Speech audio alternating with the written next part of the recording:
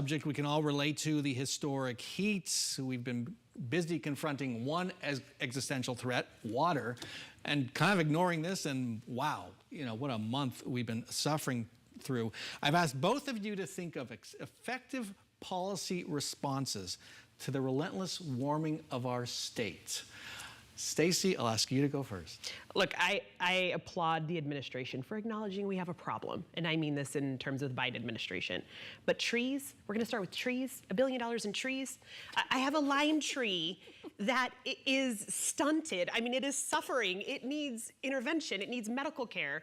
I mean, this is where we're going to start. We need to get so far ahead of where this is. If we were talking about trees in 1998, great. They'd be nice big fellas now. They'd provide lots of shade. But we're so far past trees and better insulation. Like we need to get into this heat island. Like we've got cool pavement on my street and next door blew up because the lady around the corner doesn't like that you see tire marks. Like, lady, we're all frying. Like, please stop. Please stop complaining. You're kind of exactly where I'm at. I just keep, how? I mentioned in my interview with Andre Cherney, okay, carbon tax? Do we have to get that aggressive? Well, to Stacey's point, a carbon tax isn't going to solve an issue today in July of 2023. Nothing will solve an issue. Can we stipulate that? Nothing will solve an issue today. And clearly we're all a little loopy because we're all giggling over our brains being fried. But, I think, look, if we're going to be compassionate and say, what can we do today? We have to give people a place to stay that's not in 119-degree weather on a hot piece of concrete. My church is doing that. I know many churches around the valley are opening up gymnasiums and sanctuaries and air-conditioned spaces.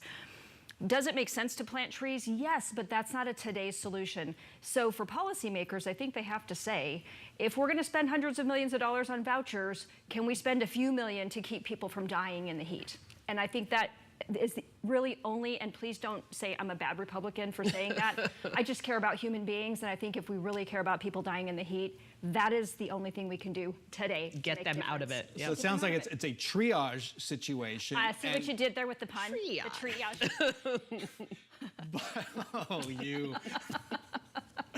But seriously, this is going to take a much bigger lift to just get us somewhere safe within the next 5 and years. newsflash, it's hot in Phoenix in the summer. Well, and we've been knowing this. But we're also looking at the folks that, in terms of triage, pun intended.